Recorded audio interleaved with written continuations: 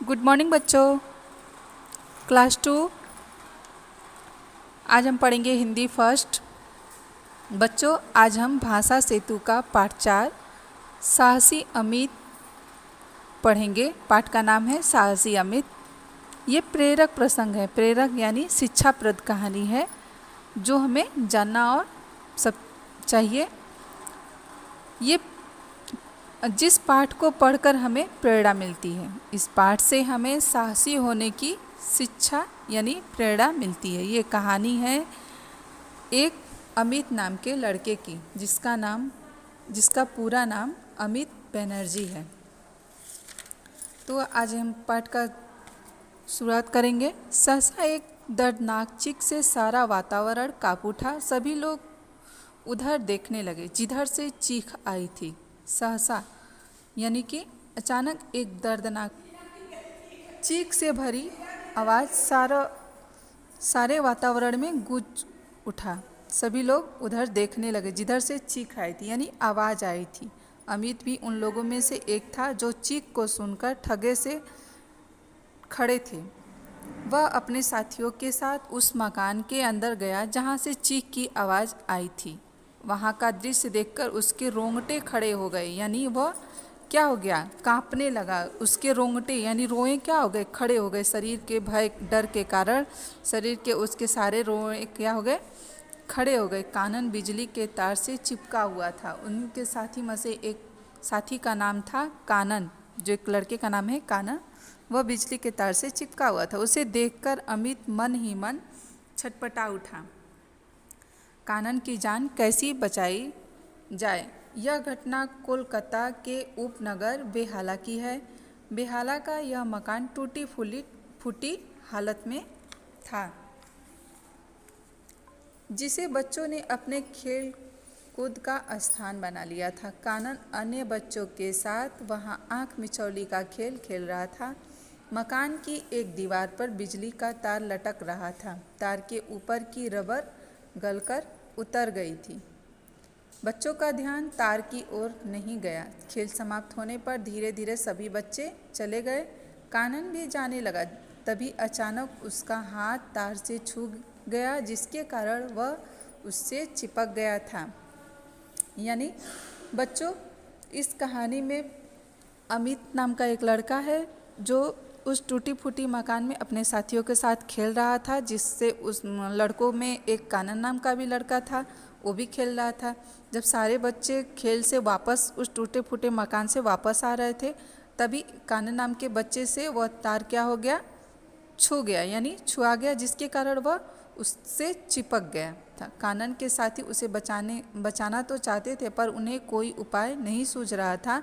यदि कोई उसे छूता तो उसे भी करंट लग जाता। यदि किसी को करंट लगा हो तो कोई उसे भी छुड़ाने जाए तो उसको भी क्या होता है, करंट छू जाते थे।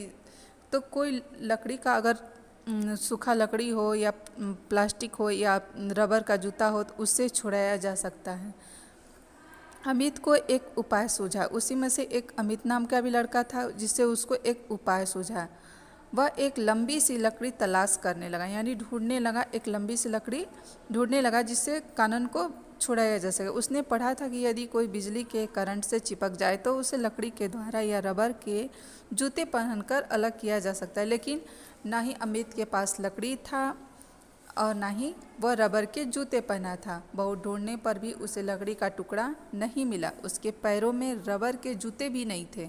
अमित परेशान हो उठा, बहुत परेशान हो गया। वह जानता था कि यदि उसने कानन को ऐसे ही छू लिया तो उसके साथ वह भी चिपक जाएगा यानी उसको भी करंट लग जाएगा।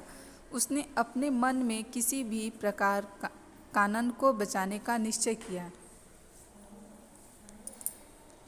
कानून को बचाने का निश्चय किया यानी प्रण किया कि इसको मैं अपने साथी को बचाकर ही रहूँगा। अमित ने कानन को छुए बिना उसकी पैंट, तभी अमित के मन में एक विचार सूझा और कानन के पैंट को पकड़कर जोर से अपनी तरफ झटका लगते ही कानन बिजली के तार से अलग होकर जमीन पर आ गिरा। कानन का शरीर काला पड़ गया था यानी करंट लगने से कानन का जो शरीर था वो करंट के कारण उसका शरीर का सारा खून क्या हो गया था, करंट से सूख गया था। उसकी सांस भी धीमे धीमे चल रही थी यानी उसकी सांस बहुत ज़्यादा देर तक करंट लगने से उसकी सांस धीमे धीमे चल रही थी। उसे तुरंत अस्पताल पहुंचाया गया। अमित के छुड़ाने के बाद उसको अस्पताल ले गया। कुछ दिन के इलाज से कानन ठीक हो गया। अमित के साहस और सूझबूझ की इस घटना की कहानी दूर दूर तक फैल गई।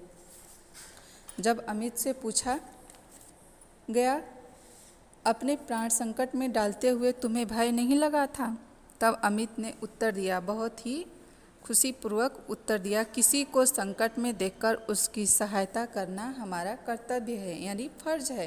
कर्तव्य का अर्थ होगा यहाँ पे फर्ज है। यह मैं कैसे देख सकता था कि मेरी आंखों के सामने मेरा मित्र तड़प तड़प कर मर जाए और मैं उसे बचाने के लिए कुछ भी न करूं।